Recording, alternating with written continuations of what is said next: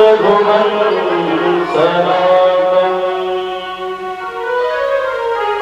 कारुण्यरूपं करुणाकरन्तं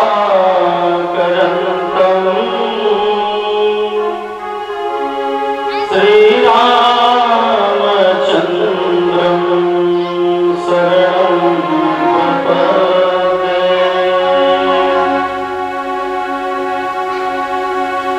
वंशे विभूषितकरानवनीरदाभा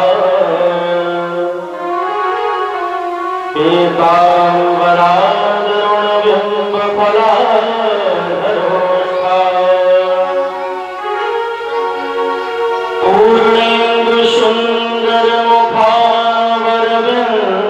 पूर्णेन्दुसुन्दरमुखावरविन्दनेत्रा कृष्णादपरं किमपि तस्त्वमहं न जाने। कृष्णाय वासुदेवाय हरे परमात्मने प्रणतः क्लेशनाशाय गोविन्दाय नमो नमो ब्रह्मणीयदेवाय मोक्षामणिहिताय च स्वागतं गुरुदेव सुस्वागतं गुरुदेव स्वागतं गुरुदेव सुस्वागतं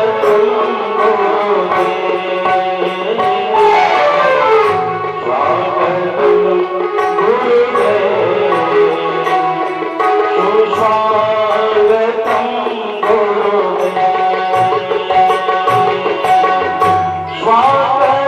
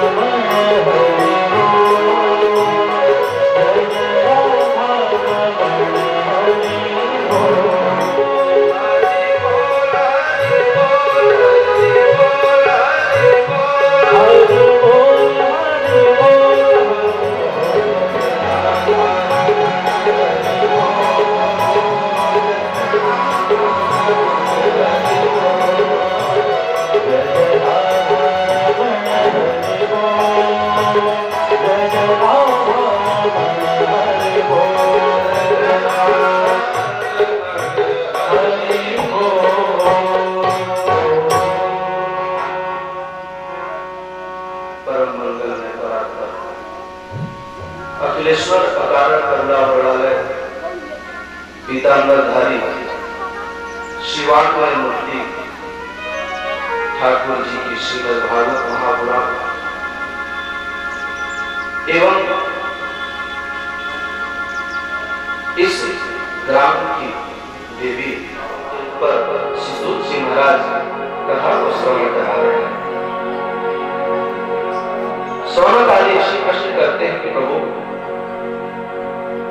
लोक का कल्याण कैसे? क्योंकि प्रत्येक व्यक्ति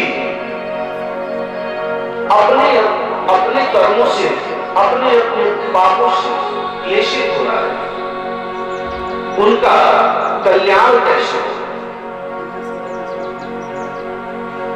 ऐसा आप मुझे पवित्र कथा सुनाइए जिससे लोक का कल्याण हो सके। तो सूत जी महाराज कहते हैं काल व्यास त्रास निर्णास हेतवे श्रीमद्भागवतं शास्त्रं कलौ कीरेण भाषितम्। महाराज इस कलयुग में काल शब्द प्रत्येक व्यक्ति को घेरा हुआ है। कब डस लेगा कोई ठीक नहीं। प्रत्येक व्यक्ति के सिर पे काल सर्प बैठा हुआ है। तो महाराज उनका कल्याण कैसे हो? तो कहे कि श्रीमद् भागवतम शास्त्रम कलौ कीरेण भाषितम्। उनका कल्याण होने का सिर्फ एक ही साधन है। कहे क्या? तो कहे श्रीमद् भागवती वार्ता, अर्थात उनके लिए श्रीमद् भागवत महापुराण ही एक ऐसा ग्रंथ है जिससे उनका कल्याण हो सकता है।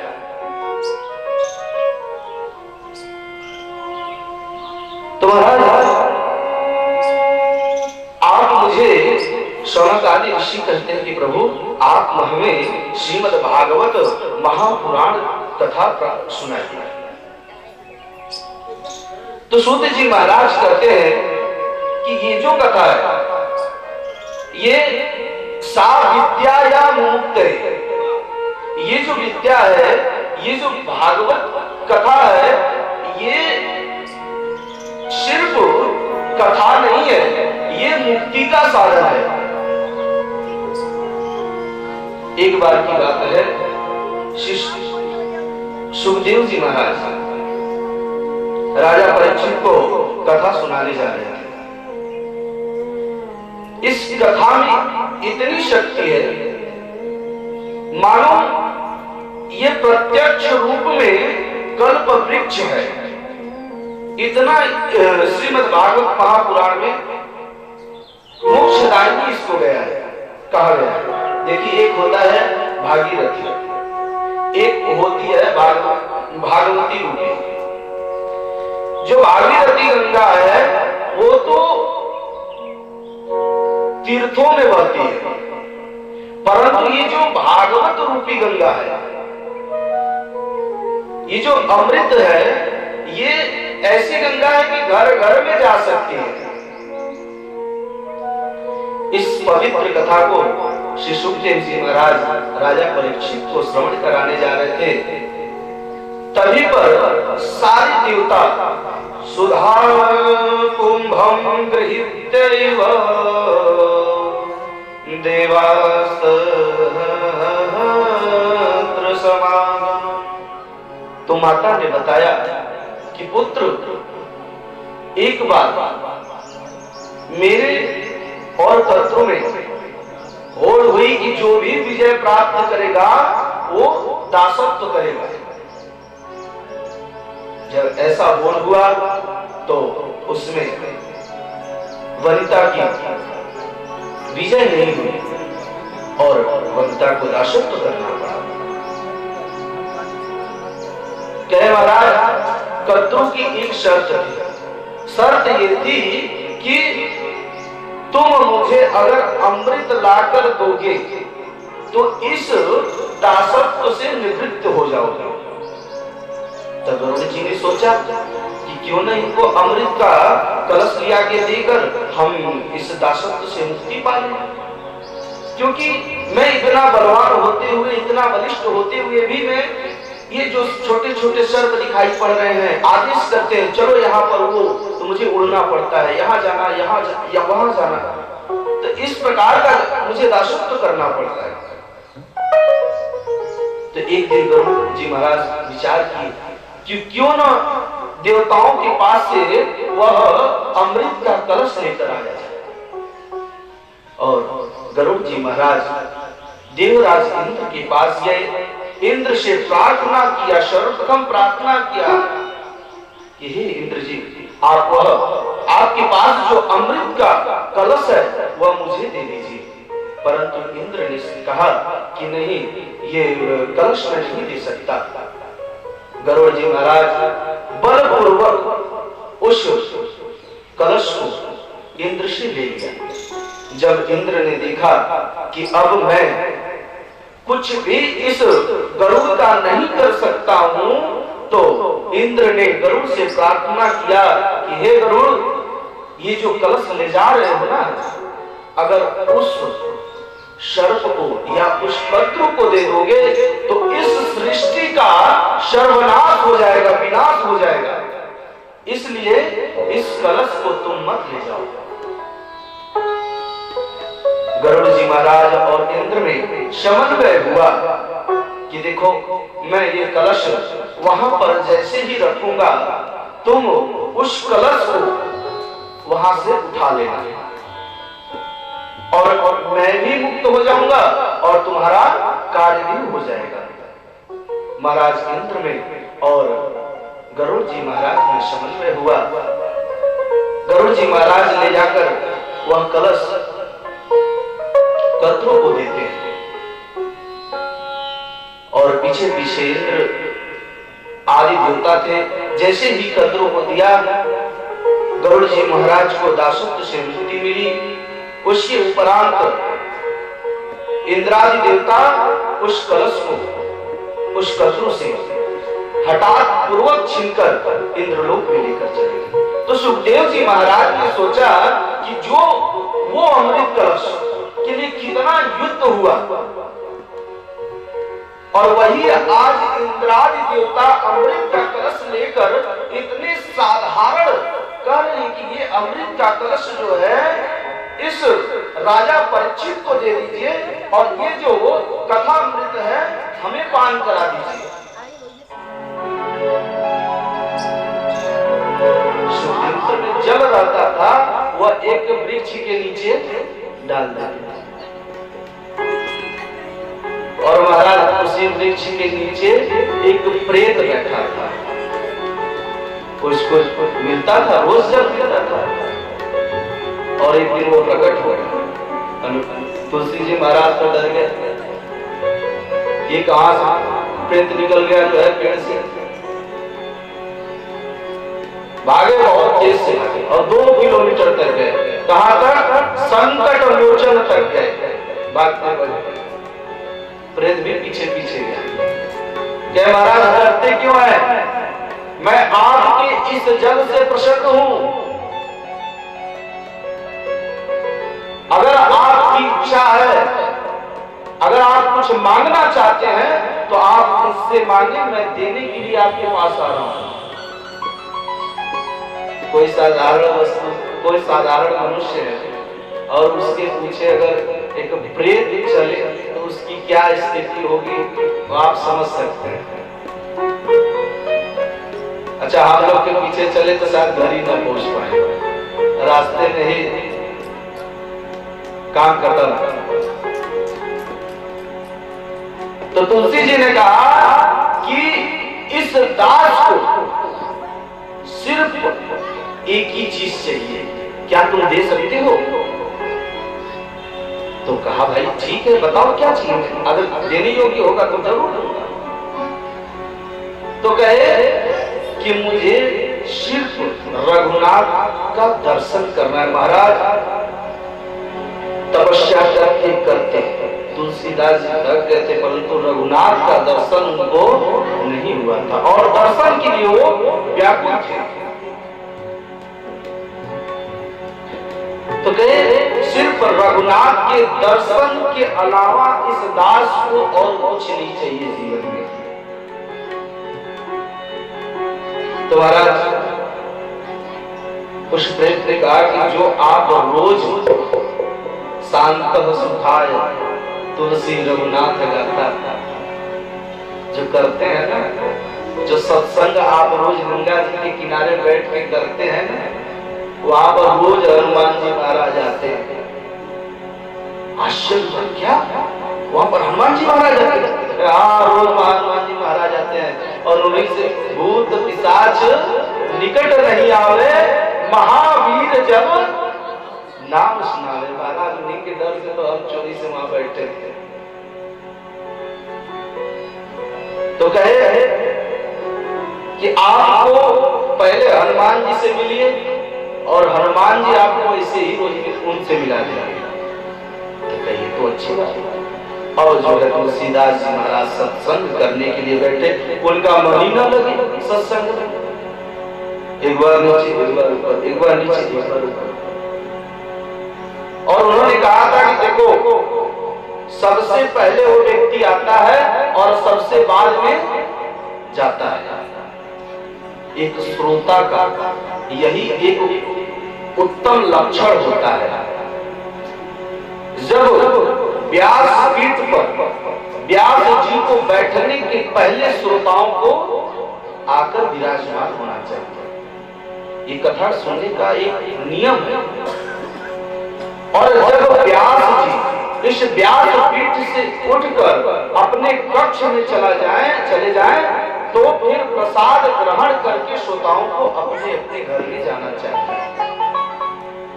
महाराज अगर श्रोता हो तो हनुमान जी जैसा खुश हो, क्या दिन सोचा है। आज तुलसी जी महाराज बार बार देख रहे हैं कौन वो व्यक्ति है। देखिए कि एक मलिन अवस्था में अत्यंत निर्धन व्यक्ति आकर बैठ गया है, सबसे पहले विराजमान।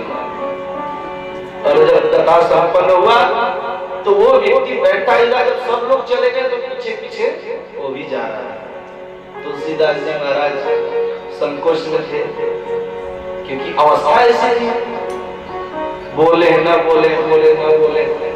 अच्छा, हनुमान जी को आभास हुआ तो क्या किए, एक बार पीछे देखते थे, एक बार आगे देखते थे, आगे चलते थे, एक बार फिर पीछे, एक बार। क्या भाई, क्या क्या दिक्कत है, क्या क्यों हमारे पीछे आ गया? तुलसीदास जी ने हाथ छोड़ लिया, प्रभु मैं आपको पहचान लिया, आप पवन पुत्र हनुमान हैं।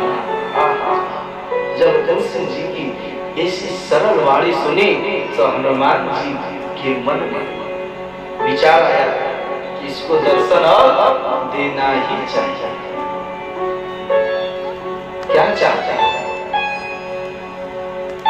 तुलसीदास जी ने कहा कि प्रभु इस दास के मन में बस एक ही विचार है कि उस रघुनाथ का दर्शन हो जाए और कुछ नहीं चाहिए। तो उन्होंने बताया कि देखो, चित्रकूट में तुलसीदास जी जो चंदन घिसते हैं, जो आके सूट बूट बढ़िया पहन के आएंगे, वही रघुनाथ जी रहेंगे और पहचान लेना।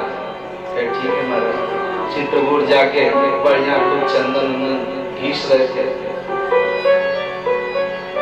एक श्याम वर्ण, एक गौर वर्ण, खूब बढ़िया कपड़ा पहनकर दो व्यक्ति आए।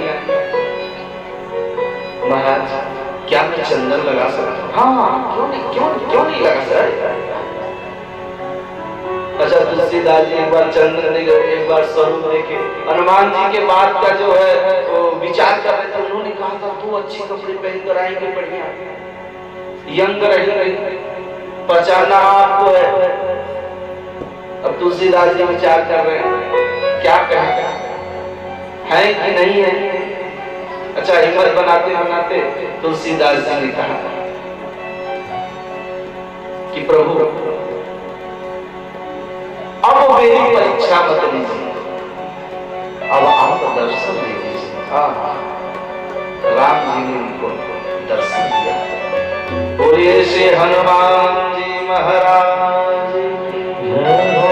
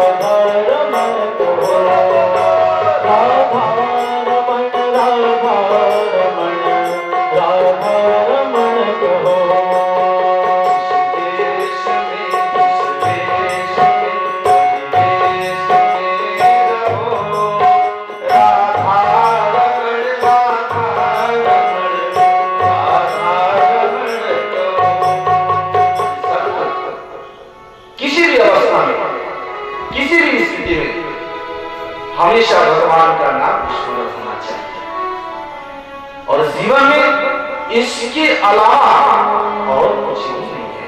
सत्य यही है। सप्ताह यज्ञ बैठा गोकर्ण जी महाराज श्रीमद् भागवत सप्ताह को सुना रहे हैं। वहां पर एक 7 गांठ का मांस था, उसी में आकर प्रेत रूप में धुंधुकारी बैठ गया और जैसे जैसे एक एक दिन का विश्राम होता गया वैसे वैसे एक एक बांस फटता गया और जैसे ही 7वां दिन हुआ पूरा गांठ फट गया और एक दिव्य विमान आया और उसमें धुंधुकारी बैठकर भगवान श्री विष्णु के धाम चले गए। उनके साथ और ऋषि थे। उन्होंने खड़ा होकर प्रश्न किया कि महाराज कथा तो हमने भी सुना, परंतु विमान एक ही क्यों आया? ये प्रश्न भी उठता है कि सभी ने गोकर्ण जी ने सुनाया और सभी ने कथा सुना और वही कथा सुना जो कि धुंधकारी ने सुना, परंतु सबके लिए विमान आना चाहिए। ये विमान सिर्फ एक ही लोगों के लिए क्यों आया? तो कहते हैं श्रवणस्य विभेदेन फलभेदोऽत्र संस्थितः। महाराज, श्रवण करने में भेद हुआ है तभी ऐसा। अगर भेद नहीं हुआ रहता तो निश्चित सबके लिए विमान था। और गोकर्ण जी महाराज पुनः कथा को सुनाना प्रारंभ करते हैं और सभी को कथा श्रवण कराते हैं।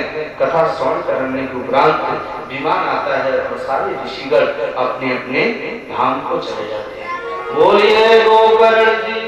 ओम रघुं हरे प्रजनम में वसुदवीर घुं सर्वगण घुं सतये आत्मसन प्रजा शनि पशु शनि रोग शनि अभय शनि वग्नि प्रजान बहुधाम में करोतु बंधं पयोरे सोमसमाशो भक्ता। श्री भागवत भगवान की है आरती, पापियों को पाप से है तारती। श्री भागवत भगवान की है आरती, पापियों को पाप से है तारती। श्री भागवत भगवान की है आरती, पापियों को पाप से है तारती। श्री भागवत भगवान की है आरती, पापियों को पाप से है तारती। ये अमर ग्रंथ ये मुक्ति पंथ ये पंचम वेद निराला, नव ज्योति जगाने वाला। ये अमर ग्रंथ ये मुक्ति पंथ ये पंचम वेद निराला, नव ज्योत जगाने वाला। अमर ग्रंथ ये मुक्ति पंथ ये पंचम वेद निराला, नव ज्योति जगाने वाला। ये अमर ग्रंथ ये मुक्ति पंथ ये पंचम वेद निराला, नव ज्योति जगाने वाला। हरि नाम यही हरि धाम यही, हरि नाम यही हरि धाम यही, हरि नाम यही हरि धाम यही। हरि नाम यही हरि धाम यही। हरि के मंगल की आरती, पापियों को पाप से है तारती। श्री भागवत भगवान की है आरती, पापियों को पाप से है तारती। साथ गीत पावन पुनीत पापों को मिटाने वाला, हरि दर्श कराने वाला। जय शांति गीत पावन पुनीत पापों को मिटाने वाला, हरि दर्श कराने वाला। ये शांति गीत पावन पुनीत पापों को मिटाने वाला, हरि दर्श कराने वाला। ये शांति गीत पावन पुनीत पापों को मिटाने वाला, हरि दर्श कराने वाला। ये सुख करनी ये दुख हरनी, ये सुख करनी ये दुख हरनी। आरती, पापियों को पाप से है तारती। श्री भागवत भगवान की है आरती, पापियों को पाप से है तारती। श्री भागवत भगवान की है आरती, पापियों को पाप से है तारती। मधुर बोल जगवंत बोल रखवाल दिखाने वाला, ये मधुर बोल जगवंत बोल सन्मार्ग दिखाने वाला, बिगड़ी को बनाने वाला। ये मधुर बोल जगवंत बोल रखवाल दिखाने वाला, बिगड़ी को बनाने वाला। ये मधुर बोल जगवंत बोल सन्मार्ग दिखाने वाला, बिगड़ी को बनाने वाला। श्री राम यही घन श्याम यही, प्रभु नाम ही घन श्याम यही। महिमा के आरती, पापियों को पाप